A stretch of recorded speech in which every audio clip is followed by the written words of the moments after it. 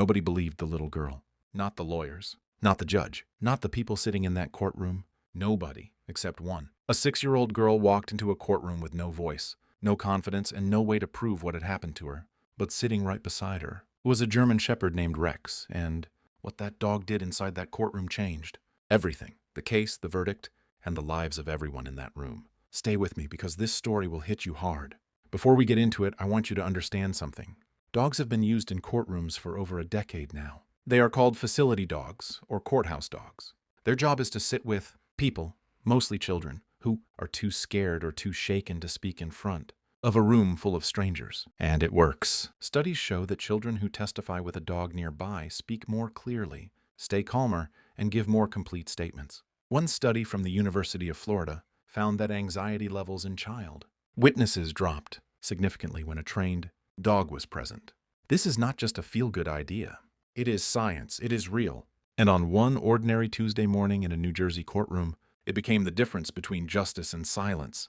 Her name was Lily. She was 6 years old. Small for her age, quiet, the kind of kid who draws pictures during recess instead of running around. She had light brown hair and big eyes that always looked like they were carrying something heavy, because they were. Something had happened to Lily, something no child should ever go through. And the adults around her needed her to talk about it in front of a judge, a jury, lawyers in suits, and a room full of people she had never seen before. Her mother sat in the back, hands folded, barely breathing. The prosecutor had been preparing Lily for weeks. Therapy sessions, practice runs, breathing exercises. Nothing worked. Every time Lily sat down and tried to talk about what happened, the words just disappeared, like they were stuck somewhere deep inside her and nothing could pull them out. The morning of her testimony, Lily sat in a small waiting room outside the courtroom. She had not spoken a single word in 3 days. Not to her mom, not to her therapist, not to anyone. She just stared at the floor, and then Rex walked in. Rex was a 3-year-old German shepherd trained specifically to work with trauma survivors. He was big, about 80 pounds, with a thick dark coat and calm brown eyes. He walked over to Lily slowly, the way dogs do when they already know something is wrong. He did not jump. He did not bark. He just sat down right next to her and pressed the side of his body against her leg. Lily looked down at him. Rex looked up at her.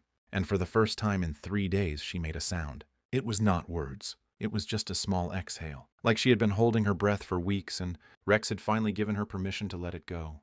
When they called Lily into the courtroom, she walked in with Rex right beside her. His leash was held by his handler, a trained professional who stayed quiet the whole time.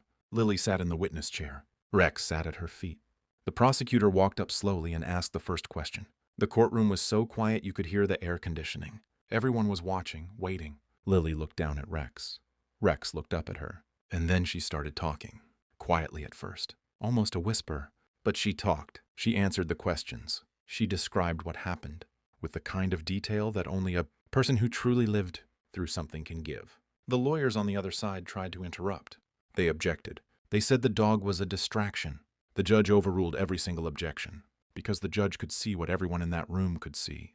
This child was finally speaking, and her words mattered. But here is the moment that people who were in that courtroom still talk about today. Halfway through Lily's testimony, the defense attorney stood up and started asking harder questions. His voice was not mean, but it was sharp, pressing, the kind of questions designed to make someone doubt what they know is true. Lily started to shrink. Her shoulders came up. Her voice got smaller. Her eyes filled with tears. She looked like she was about to shut down completely. And then Rex moved. He did not bark. He did not growl. He just stood up slowly and put his head on Lily's lap. That was it. That was all he did. He just rested his big heavy head right there on her lap and looked up at her with those calm brown eyes, like he was saying, "I am still here. You are not alone. Keep going." The entire courtroom went still. The defense attorney stopped mid-sentence. The judge did not say a word. Lily looked down at Rex. She took one slow breath, and then she lifted her head, looked straight ahead, and kept talking. Her voice did not shake anymore. The jury watched all of this. Every single person in that jury box saw a 6-year-old girl find her courage because a dog put his head on her lap. You cannot fake that. You cannot script that. That is something real happening in real time, and every person in that room felt it. The verdict came back guilty. After the trial, the prosecutor said something that stuck with a lot of people. She said that in 15 years of working with child witnesses, she had never seen anything like what Rex did that day. She said the moment he put his head on Lily's lap was the moment the case was won. not because of a legal argument, not because of evidence, but because a dog made a child feel safe enough to tell the truth. Rex's handler later explained that dogs like Rex are trained to read emotional shifts in people. When a person's heart rate goes up, when their breathing changes, when their body tightens, a dog can feel all of that. Rex was not performing. He was responding. He felt Lily starting to fall apart, and he did the only thing he knew how to do. He showed up for her. This is what makes dogs different from every other animal we share this planet with. They have been living beside humans for over 15,000 years. They have learned to read our faces, our voices, our bodies. Scientists have found that dogs can detect human emotions with accuracy that surprises even researchers. They are not just pets. They are partners. And in that courtroom on that Tuesday morning, Rex was the most important partner Lily had. After the trial ended, Lily's mother was asked what she wanted to say to people who heard this story. She thought for a moment and then said, "I just want people to know that sometimes the one who saves you does not look like what you expect." Programs that use courthouse dogs are now active in over 30 states across America and in multiple countries around the world. More than 100 trained facility dogs are currently working with courts, hospitals, and therapy centers. The research keeps building. Kids testify better. Adults with trauma speak more openly. The results are clear, and yet many courts still do not use them. Many children still walk into courtrooms completely alone, with nothing but the weight of what they have been through and a room full of strangers staring at them. Rex and Lily stayed in contact after the trial.